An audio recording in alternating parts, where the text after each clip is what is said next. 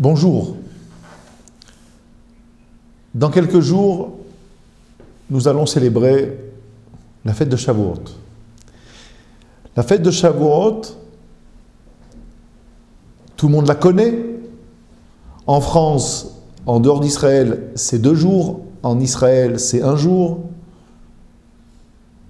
Mais dans les 2 cas, c'est une fête qui passe très vite. Il n'y a pas de Chol HaMoed. Mais même ces 24 heures-là, surtout en Israël, 24 heures, c'est très très vite passé. Essentiellement parce que on peut très très facilement rater l'essentiel. Et on pourrait même dire qu'on a des raisons de cela. Pas savoir exactement où est l'essentiel, je vais vous dire pourquoi. Bien parce que si vous ouvrez la paracha que nous avons lue Shabbat dernier, Shabbat Emor, dans laquelle se trouve le chapitre 23, qui s'appelle dans le langage des spécialistes le Loach HaIvri, c'est-à-dire le calendrier hébraïque des fêtes. Bien, vous allez voir que on commence par le Shabbat, parce que chaque semaine chez les Juifs c'est la fête, Shabbat. Puis après, le calendrier défile. On va nous dire, voilà, le premier mois, le 15e jour du mois, eh bien, c'est la fête de Pessah. Le 15 Nissan, c'est Pessah. Bon. Le lendemain, à partir du lendemain de Pessah, et là nous allons y revenir plus tard, mais le lendemain de Pessah, on commence à compter 49 jours.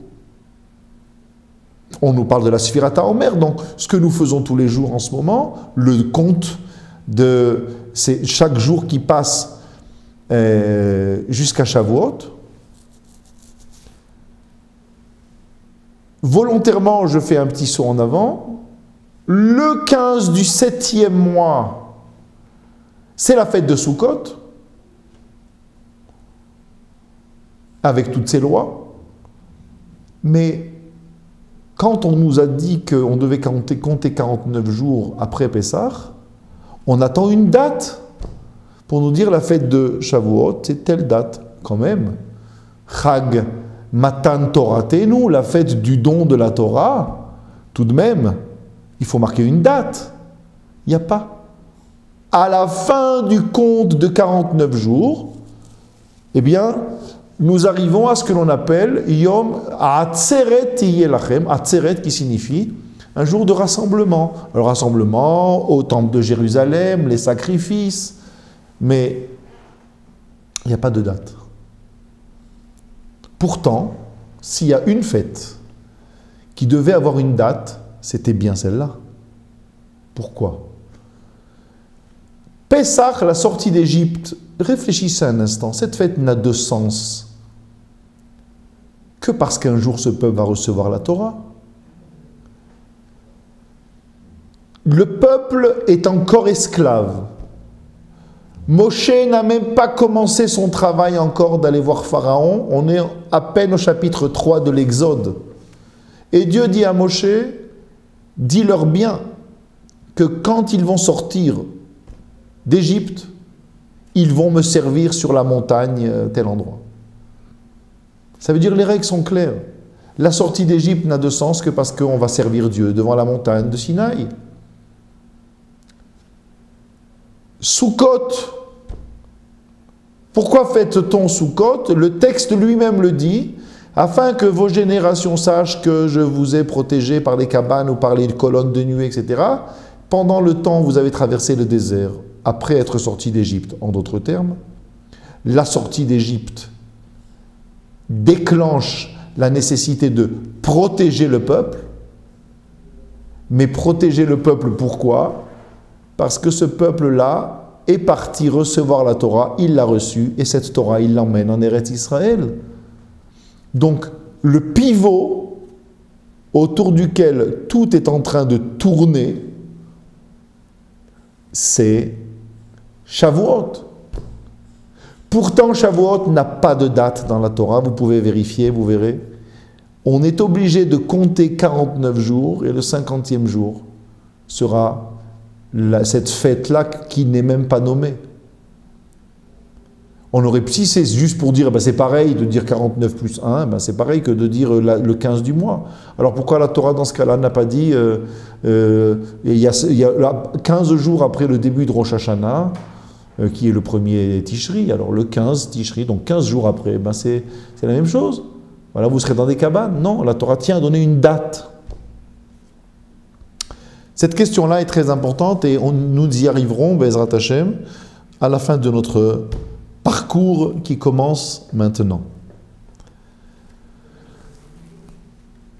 Shavuot, si l'on reprend ce que nous venons de dire, 49 jours de compte, cela signifie qu'on se prépare. On se prépare. On ne prépare pas les choses, la maison pour Pessah, ou la cabane, la soukha et le loulav pour Soukot. Il y a une véritable préparation de soi-même. De soi-même. Puisque nous devons aussi parler des minagim, des traditions à Shavuot. Alors, demandez-vous, mais qu'est-ce qu'il y a de très spécial à Shavuot? Des traditions, comme par exemple celle de décorer la synagogue avec des branches d'arbres, fleurir la synagogue. Ce minhag, cette coutume est très discutée dans la halakha, mais au résultat, c'est autorisé. Et on peut tout à fait décorer les synagogues. Dans certaines, on le fait, dans d'autres, non. C'est souvent une tradition dans les communautés ashkénazes, et dans les communautés sfarades, beaucoup moins. Et on a d'autres traditions, essentiellement celle du tikkun. Le tikkun, c'est-à-dire le texte qu'on lit à peu près toute la nuit de Shavuot, comme on étudie toute la nuit de Sukkot, la fin au Shana Rabbah, comme on étudie la nuit du 7e jour de Pessah, Shvi Shel Pessah, la nuit qui précède l'ouverture de la mer. Là aussi, à Shavuot, on étudie toute la nuit, on lit des textes de la Torah, les textes de la loi écrite, des textes des prophètes, des textes des écrits historiques, des hagiographes, des textes de Mishnah, de Gemara, etc., de Zohar. Très important cette nuit-là. Dans certaines communautés, on a la tradition d'étudier aussi la Torah, d'étudier, pas de lire seulement, d'étudier Maïmonide, Rambam, ceux qui sont dans les kolélim, dans les yeshivot, qui ont l'habitude d'étudier la Gemara, qui étudient la Gemara. On étudie cette nuit-là. Celui qui veut faire le tikkun, qu'il le fasse. Il y en a qui ne peuvent pas, qui n'ont pas le niveau de prendre des livres et de comprendre ce qu'ils lisent. Alors on leur organise des cours dans les communautés. Et il y a des communautés où on étudie presque toute la nuit, ou toute la nuit, avec des conférenciers qui se succèdent. L'essentiel, c'est d'étudier. Très important. Et on éduque aussi les enfants à cela. Qu'ils viennent participer un moment à la veillée. Plus ils grandissent et plus ils vont rester. Mais c'est important. La tfila, la prière du matin, très important de la faire le plus tôt possible. Si on ne peut pas, alors on organise un autre office. Mais il est important que la lecture des textes ou de l'étude organisée soit suivie directement de la tfila, parce que d'abord ça va être très difficile de se lever à 8h du matin ou à 7h30 du matin quand on s'est couché à 4h, à 3h30 ou à 4h. Il vaut mieux enchaîner directement et ainsi terminer la tfila vers 7h du matin et aller se reposer à ce moment-là. Le tikkun. La tradition finalement la plus répandue dans les communautés, comme toujours elle est d'ordre culinaire. Qu'est-ce qu'on mange à Shavuot?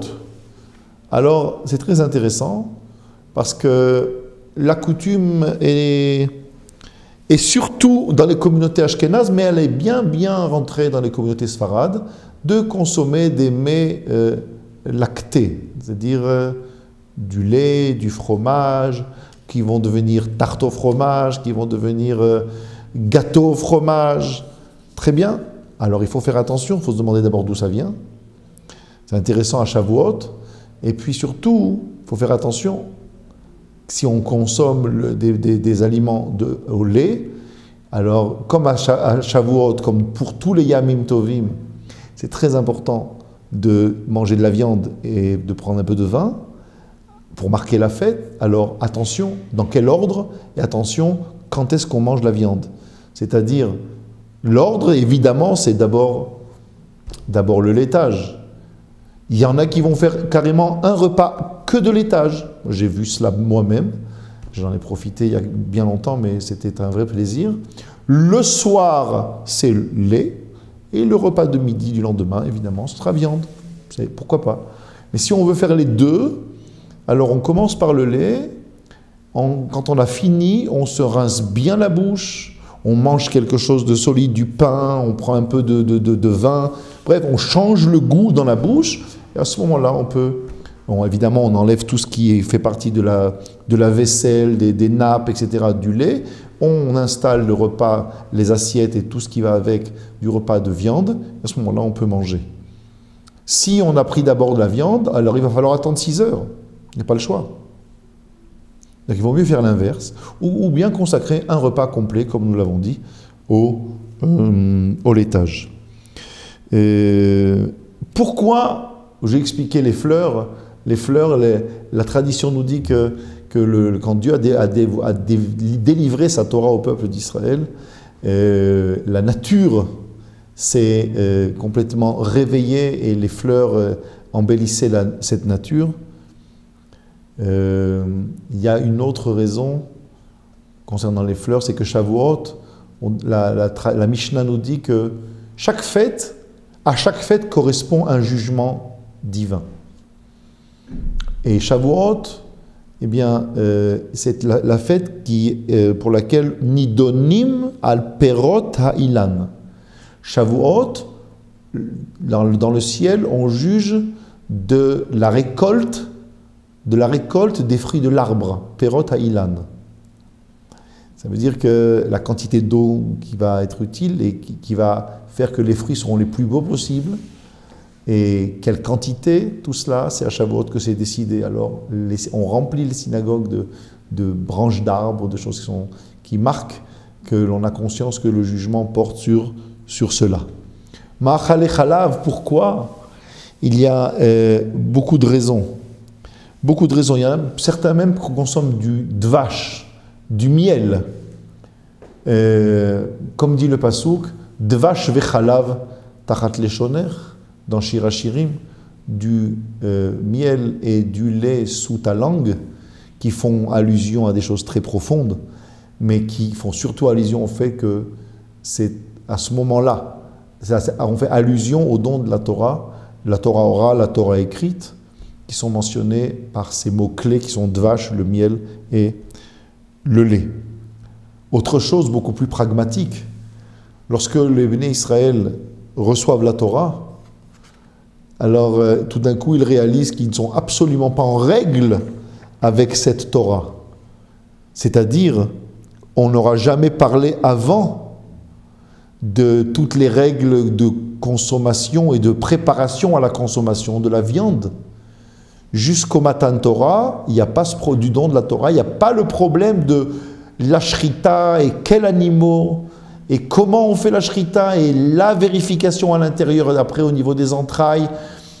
Bref, tout ce qu'il y a à faire avant de pouvoir consommer la viande et enlever le sang, enfin bref. Et donc il s'avère que ce qu'ils avaient jusqu'à présent à consommer, ils ne peuvent plus le consommer. Et les ustensiles, surtout, dans lesquels ils ont préparé tout ce qu'ils avaient préparé, n'étaient plus cachers, il fallait les cachériser. Mais il faut manger maintenant, avant de cachériser tout cela, comme on va faire. Alors le plus pratique, eh bien, ils se sont nourris de lait des animaux qu'ils avaient. Et pour se souvenir de cela, eh bien, on consomme des mets lactés à Shavuot. Le tikkun, nous avons commencé par là, mais je veux maintenant terminer cette liste de traditions, sans oublier évidemment qu'on fait plaisir à sa famille, qu'on fait des cadeaux, un cadeau à sa femme, très important. À la veille de fête, à la veille d'un chag, quel qu'il soit, il faut aussi faire plaisir à sa famille, aux enfants, à son épouse, surtout pas oublier ceux qui peuvent avoir besoin, ceux qui sont dans le besoin, nos amis qui sont peut-être sans leur famille, des enfants, des jeunes qui sont seuls, il faut les amener à la maison ou bien leur trouver où aller. Le tikkun. Le tikkun, cette nuit-là, on reste éveillé. Pourquoi on reste éveillé cette nuit-là? Avant de dire qu'est-ce qu'on étudie, mais pourquoi il faut rester éveillé? Alors l'histoire est absolument intéressante. On va commencer par les origines de la question.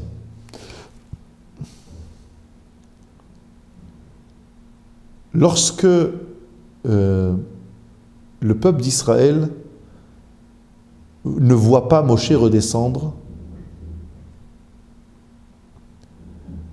il s'inquiète, et non seulement il s'inquiète, mais des décisions irréparables vont être prises de ce fameux veau d'or. Mais comment on en arrive là? Comment on en arrive là? Aaron, le grand frère de Moshe, voit que la situation est catastrophique, il ne sait pas quoi faire. Il a une idée de dernière minute. C'est de dire aux gens, écoutez, on fera tout ce que vous voulez, mais demain matin. Avant d'aller au bout de cet événement, regardons un autre événement. Le peuple d'Israël est arrivé devant la montagne et il va recevoir la Torah. Moshe dit au peuple, allez vous reposer demain matin, à la première heure, Dieu vous livre sa Torah. Le peuple va se reposer et le texte dit que Moshe a dû, on dirait dans notre langage, faire sortir le peuple de son lit le matin alors que Dieu allait s'adresser à eux. Vayotse Moshe et ha'am likrata Elokim. Moshe a fait sortir le peuple vers Dieu. Comme si on voulait nous dire, tu te rends compte? Est-ce que quelqu'un peut aller dormir déjà quand il sait qu'il va recevoir le lendemain la révélation de la parole divine? Celui qui a fait tous les miracles qui ont permis la sortie d'Égypte,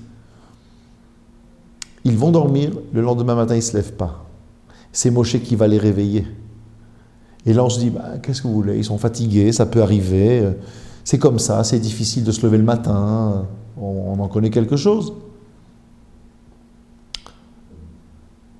Ah oui, mais si on dit cela, alors on revient à l'autre événement. Aaron dit au peuple, on fera ce que vous voulez, mais demain matin. Qu'est-ce que dit la Torah? La Torah dit le lendemain, Vayashkimu mimachorat. Le peuple s'est levé très tôt le matin et ils ont commencé leur idolâtrie et tout tout ce qui va avec le cérémonial et les orgies et tout ce que vous voulez. À la première heure du jour.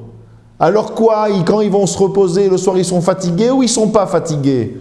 Ça dépend de la motivation. Ça dépend. Là, ils avaient la motivation à fleur de peau, ils cherchaient le moyen de se détacher, de se déconnecter de cette parole de Moshe Rabbeinu qui était le maître et qui allait leur transmettre la Torah. Et ils avaient quelque part peur de ce qu'ils allaient recevoir, de ce texte qu'ils allaient maintenant recevoir et qui allait les contraindre. Moshe Rabbeinu, le maître, va redescendre avec cette parole. D'un autre côté, il y a l'idolâtrie qui leur permet tellement d'autres choses, tellement le relâchement le plus total, débauche et autres. Là, le Yetzer Hara fait son travail, ils vont se lever, il n'y a pas de fatigue qui compte. Quand il s'agit de leur dire, allez vous reposer, demain matin vous allez recevoir la Torah. Bon, pour recevoir la Torah, et si on ne l'a pas reçue à 7h, on l'a reçue à 8h ou à 8h15, c'est si grave. La motivation, Rabotai. Est-ce qu'on a compris ce qui se passe? Est-ce qu'on a compris ce qu'on va recevoir? Et là, permettez-moi de vous citer un texte, ou plutôt une relecture d'un texte très connu, vous allez voir. Relecture par le Rav Yaakov Hades, une des grandes personnalités du monde de la Torah aujourd'hui en Israël. Le Rav Hades nous dit, vous connaissez le texte de la Gemara de Yoma à la page 35. À la page 35, la Gemara nous enseigne que Hillel, celui qui allait devenir le grand Hillel, Hillel Azaken, Hillel l'Ancien, eh bien, il a appris la Torah de la façon suivante. Il travaillait, quand il avait réuni l'argent qu'il lui fallait, on va dire 10 shekels, il utilisait 5 shekels pour pouvoir donner l'argent aux gardiens, pour pouvoir rentrer, étudier la Torah, écouter la Torah des maîtres de l'époque, Shemaria et Avtalion. Et les 5 autres shekels, c'était pour acheter ce qu'il lui fallait à manger, le minimum qu'il lui fallait pour la journée. 5 shekels pour se nourrir, et là, exactement la moitié, et l'autre moitié pour pouvoir rentrer étudier. Un jour, il n'a pas rassemblé les 10 shekels. Il n'a pas. Il a besoin de manger un minimum, mais il ne peut pas donner 5 shekels au gardien. Et le gardien lui dit, tu ne rentres pas. Qu'est-ce que fait Hillel? Hillel va monter sur le toit. On est, on va dire, en plein décembre. Tkoufat Tevet, c'est l'hiver, il fait extrêmement froid. Hillel monte sur le toit, il y a une lucarne, et il va du haut de ce toit tendre l'oreille et écouter la Torah. Seulement cette nuit-là, il tombe beaucoup de neige. Il ne s'en est même pas rendu compte. Au matin, raconte la Gemara, même en mois de Tevet, même en décembre en Israël, à 7h moins quart, il y a du soleil. Ce matin-là, il n'y a pas de soleil, il n'y a pas de lumière qui entre. Que se passe-t-il? On lève les yeux et on voit qu'il y a quelque part quelque chose. Il y a quelqu'un là-haut, il y a quelque chose. On monte, on trouve une personne inanimée, recouverte d'1,50 m de neige. Et on va s'occuper de le ranimer, de le ramener à la vie. Cet homme-là, à partir de ce jour-là, il pourra étudier tout le temps comme il le veut. Seulement, c'est à ce prix-là que Hillel a étudié la Torah et écouté la formule.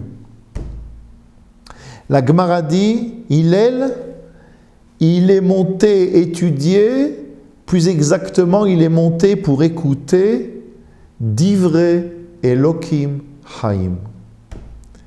Il est venu pour écouter la parole du Dieu vivant. S'il avait dit l'enseignement de Shemaria et Avtalion, c'était pareil. Oui, mais pas pour nous enseigner ce que nous voulons entendre maintenant, ce que nous devons entendre maintenant. Hillel est devenu le grand Hillel parce qu'il est monté pour écouter la parole du Dieu vivant. Bien sûr qu'elle passe par les maîtres Shemaria et Avtalion, mais la perception de cette Torah-là, c'est la parole du Dieu vivant. C'est-à-dire, il n'y a pas quelque chose qui puisse motiver plus que de comprendre que je viens étudier la parole du Dieu vivant, c'est-à-dire cette parole qui me ravive, cette parole qui me redonne de l'énergie, de la spiritualité, mais tout simplement de la vie. Si j'ai conscience que je vais étudier la parole du Dieu vivant, alors je me lève tôt le matin. Alors ce livre-là, je l'ouvre parce que la vie est à l'intérieur, parce que les conseils de vie, parce que l'enseignement de vie est à l'intérieur. Je vais me lever très tôt pour cela, parce que ça vaut la peine. Si c'est un livre très important pour connaître la loi, savoir ce qu'il faut faire, parce que la paracha de la semaine, c'est quoi l'histoire? Oui, ça peut être une bonne raison, mais face aux raisons d'urgence au quotidien, ça ne tient pas. Il y aura toujours autre chose à faire et la Torah, ça passera en dernier. Si c'est la parole du Dieu vivant, alors je commence par la parole du Dieu vivant. Je commence par la parole qui va me donner de la force spirituelle, sans parler du bonheur tout simplement de capter un petit peu de cette connexion avec Dieu. Cette parole-là, elle passe en premier. Elle est prioritaire sur tout. Les Béné Israël, au moment où ils sont devant le Sinaï, n'ont pas encore compris cela. Ils ont assisté à toutes sortes de miracles. Dieu les a fait sortir de l'enfer égyptien, mais ils n'ont pas encore compris cela. Et ça n'est pas une question de fatigue ou de quoi que ce soit, c'est bel et bien une question de motivation, de priorité. Puisque nous avons deux cas où le matin il a fallu se lever tôt, et on a bien vu que dans un de deux cas, il n'avait pas besoin de réveil. On a bien compris cela. Donc, après avoir développé succinctement, mais suffisamment à mon goût, les minagim différents et leurs origines, revenons à cette préparation à Shavuot. La préparation à Shavuot, c'est une préparation dans laquelle il ne s'agit en rien de compter les jours simplement. Et j'en veux pour preuve un mot qu'on répète, dans une année on le répète 49, 50, au moins 52 fois dans l'année, pas mal. Dans la paracha qu'on a lue la semaine dernière, se trouve le fameux verset vous compterez pour vous à partir du lendemain de Shabbat, c'est-à-dire la fête ici, vous compterez 7 semaines complètes. Le texte dit Sheva Shabbatot Temimot Tihiena. On le dit pendant les 49 jours du conte du Homer, on le dit la paracha de Hémor, et on le dit une fois à Pessah, une fois à Sukkot, ce texte-là. Et on ne fait pas attention. En hébreu, pour dire 7 semaines complètes, à n'importe quel Israélien, n'importe quelle personne qui connaît le texte, qui connaît l'hébreu, il va vous dire 7 semaines complètes, Sheva Shabbatot Shlemot. Pour parler de complet dans le sens des chiffres, arriver à un certain chiffre, alors on parle de Shalem. On parle de Malé. 7 semaines complètes, Méléot. Le mot Tamim n'est pas adapté du tout. Tmimot, qui veut dire complet, oui, mais dans quel sens? Avec un élément évident d'éthique, morale. Tamim, c'est une notion morale, c'est un certain comportement avec Dieu, une confiance totale dans ce que fait Akadosh Baruch Hu pour moi ou pour le peuple juif. Tamim tiyeh im Hashem Elokecha, c'est une notion morale. Sheva Shabbatot Temimot, on est en train de me dire, attention, les 7 semaines que tu es en train de compter ne sont pas des semaines qui sont la suite logique d'un certain nombre de jours qui deviennent des semaines, et 1 semaine, et 2, et 3, etc. Il s'agit dans ce compte-là, à chaque jour, de ne pas oublier qu'il y a quelque chose à apprendre par lequel je vais préparer un peu mieux ma Kabbalat Torah, le don de la Torah. De quoi parlons-nous ici? Eh bien, dans les Pirkei Avot, qu'on lit chaque semaine, les maximes de nos pères, comme on les traduit, mais qui sont plus une véritable sagesse juive avec énormément d'éléments que nous ne percevons pas vraiment. Il faut lire Maïmonide, par exemple. Il faut lire les écrits d'abord de Maïmonide, qui introduit les Pirkei Avot par un traité qui s'appelle le traité des 8 chapitres, où là, Maïmonide nous présente une introduction aux Pirkei Avot. Si les Pirkei Avot m'apprennent un certain comportement toranique vis-à-vis de mon prochain, vis-à-vis de Dieu, vis-à-vis de moi-même, alors avant d'en arriver là, j'ai besoin de me connaître bien et de savoir là où j'ai peut-être des tendances ou des choses qui ne vont pas et qu'il faut régler, qu'il faut guérir, etc. Il y a un vrai travail sur soi là. Ces 7 semaines doivent être donc complètes dans le sens d'un travail moral. Si je vous demande combien y a-t-il de chapitres dans les Pirkei Avot, vous allez me dire 5 ou bien 6. Vous allez me dire 6, puisqu'il y a 6 semaines, 6 semaines, plus un petit peu au début, un petit peu à la fin. Donc il y a 6 chapitres pour faire l'ensemble des semaines. La réponse est non. Dans les Pirkei Avot, il y a 5 chapitres. Le 6e chapitre a été ajouté il y a bien longtemps, parce que la semaine qui précède Shavuot, on lui a ajouté un chapitre qui s'appelle Kinyan Torah. On ne rentre pas dans les détails de l'origine de ces textes, mais celui qui intervient le plus dans ce texte-là, c'est Rabbi Meir. Et Rabbi Meir nous enseigne, je crois, la 6e Mishnah, au 6e Baraita, qui nous dit qu'il y a 48 attributs, 48 qualités par lesquelles on peut acquérir la Torah, qui sont des outils qui nous permettent d'acquérir, de faire rentrer la Torah. Il faut lire, et ça existe en français, c'est bien sûr en hébreu, dans toutes les langues. Et on voit là-bas 48 notions. Chaque jour, une notion. On y réfléchit et on avance jusqu'à 48. Le 49e jour serait une espèce de révision générale et on arrive à la fin. Par exemple, on apprend la nécessité pour recevoir la Torah d'être capable d'écouter les autres, d'être capable de respecter la vie des autres, savoir être aimé par les autres, savoir nosé be'ol im chavero, savoir porter la charge avec son ami, c'est-à-dire être assez sensible pour ressentir les difficultés de l'autre et l'aider à porter la difficulté qu'il a. Je la porte avec toi. Cette qualité-là est une des plus hautes qualités dans le chesed, dans la générosité, et elle aide énormément à acquérir ce que la Torah attend de moi. Donc vous voyez, on parle d'une préparation hautement spirituelle. Et elle est indispensable, cette préparation-là. Dans la paracha qu'on a lue il y a 2 semaines, parachat Kedoshim, une des grandes questions qui se posent, c'est justement le sens du mot Kedoshim. Soyez saints, franchement. Vous savez-vous ce que ça veut dire? Et encore plus lorsque le texte dit « Soyez saints parce que moi, l'Éternel, je suis saint ». Ah oui.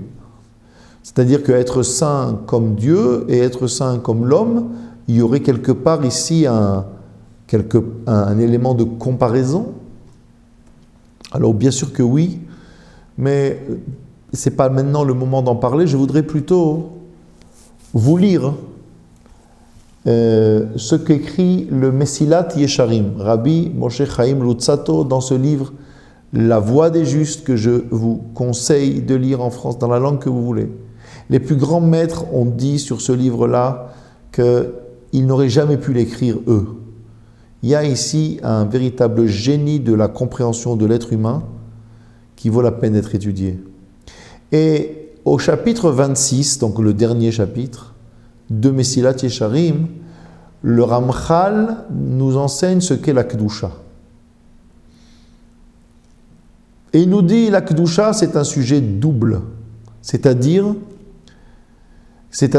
qui commence par l'effort et qui se termine par un cadeau.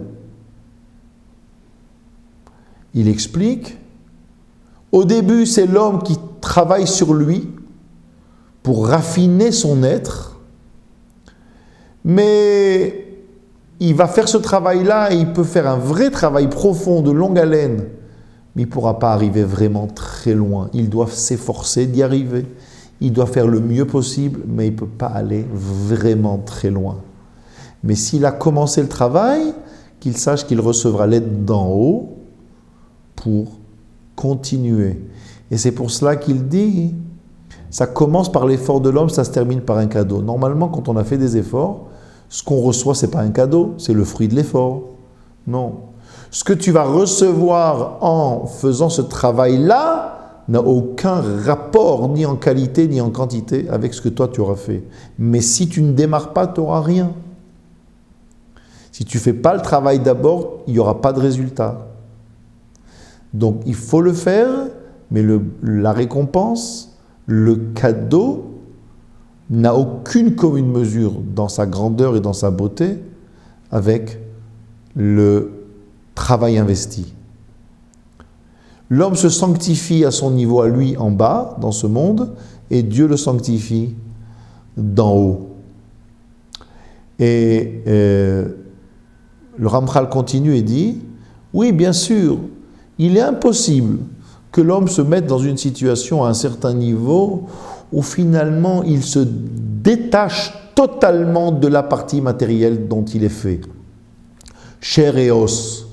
C'est pas possible. Si Dieu avait voulu qu'on soit des anges, on serait des anges, on n'aurait pas de corps. C'est tout. Si on en a un, alors c'est pas possible de se détacher, de se déconnecter complètement de ce qu'il implique, de ce que ce corps a besoin d'obtenir pour vivre. Pas possible. Mais faire ce travail-là, de faire pénétrer la spiritualité à l'intérieur de nous, va faire que gentiment, la recherche du monde matériel, qui est donc le travail du corps, qui fait lui aussi, qui a ses demandes, ce travail-là va s'amoindrir au profit du spirituel. Et c'est cela le travail de Kedusha. Et plus nous on va faire ce travail-là par nous-mêmes à notre niveau, et plus la récompense d'en haut sera grande. Commence le travail et tu verras. Cette notion-là, commence le travail et tu verras, c'est une idée qui en réalité sous-tend toute la fête de Pessah, les 49 jours jusqu'à Shavuot. En effet, à Pessah, le peuple n'a pas vraiment fait grand-chose pour sortir. Il n'avait pas les moyens matériels, spirituels, il n'avait pas les moyens. Écoutez bien ce que je vous dis, parce que là, c'est le nœud qui nous amène à la fin et à la question qu'on n'a pas oubliée du début, pourquoi il n'y a pas de date à Shavuot, et d'autres questions qu'on va en même temps traiter. Le peuple n'a pas fait vraiment grand-chose. C'est Dieu qui lui donne ce cadeau extraordinaire, cette lumière extraordinaire de la sortie d'Égypte. Mais à partir du lendemain de Pessah, de cette soirée du Seder, c'est le peuple qui va devoir travailler. C'est chacun d'entre nous qui va devoir faire quelque chose. C'est impossible de démarrer dans un monde spirituel lorsque je n'ai pas reçu quelque chose qui me pousse, qui me motive. Ce peuple-là, essayez de l'imaginer, il n'a rien, d'où il sort. Dieu lui a envoyé cette lumière-là, qui le fait vibrer, qu'il veut retrouver maintenant. Un peu comme cette Gemara qui nous dit que l'enfant dans le ventre de sa mère étudie toute la Torah, et au moment où il sort, alors on lui frappe sur la lèvre ici, pour lui faire oublier cette Torah. Et les commentateurs demandent, mais pourquoi doit-il oublier s'il a appris? Et s'il a appris, alors c'est tellement bien qu'il le garde, pourquoi on le lui enlève? Et une des réponses, en tout cas celle qui est importante ici, c'est pour nous dire que en réalité l'oubli, il n'est que extérieur, c'est au moment où il sort à la vie qu'on lui donne un coup ici. Mais au fond de lui, bien cachée, elle existe encore, cette Torah qu'il a étudiée. Et tout son travail va être de la faire sortir, cette Torah, de dévoiler la Torah qu'il a à l'intérieur de lui. Un peu comme cette lumière que Dieu nous a donnée, et maintenant c'est à moi. Ah, j'aurais pu imaginer faire le boulot tout seul, mais comment tu vas faire? Tu ne vas pas inventer la spiritualité. Quels outils avons-nous? Fais le travail, mais moi je vais te donner d'abord les éléments pour le faire. Et après, vas-y à fond. C'est pour ça que même dans le Mesilat Yesharim, il y a eu 25 chapitres avant. Quand on arrive à la Kedusha, il y a eu tout le travail qui a été fait avant. Et croyez-moi, il est difficile et il est long. Mais maintenant, là où tu es, tu as donc reçu le maximum, c'est à toi de travailler. pour atteindre la Kedusha. Et ce que tu vas faire n'est rien par rapport à ce que tu vas recevoir. Alors, le texte ici est en train de nous dire, et c'est très important, que la préparation à Shavuot est une préparation qui est indispensable. Mais elle peut être indispensable, malgré tout, on n'a pas le droit d'imaginer que comme on s'est bien préparé, alors la Torah nous est due. Elle ne nous est pas due, cette Torah. Et cela, c'est extrêmement important de bien le comprendre. C'est pour cela qu'il n'est pas écrit que la fête s'appelle la fête de la Kabbalat Torah. Dans la prière, on ne dit pas Chag Kabbalat Torah. On l'appelle Chag Matan Torah. Matan qui veut dire donner, pas recevoir. C'est Dieu qui la donne. Et Dieu, il nous la donne que s'il pense qu'on la mérite. Pas parce que nous, on pense qu'on a fait notre travail et qu'on est très sérieux et très brillant et que bien sûr qu'on la mérite. Non. C'est lui qui décide s'il doit nous la donner ou pas. Et cette Torah, elle ne peut pas avoir de date anniversaire. Parce que c'est ça, Pessah ou Shavuot, c'est une commémoration, c'est une date.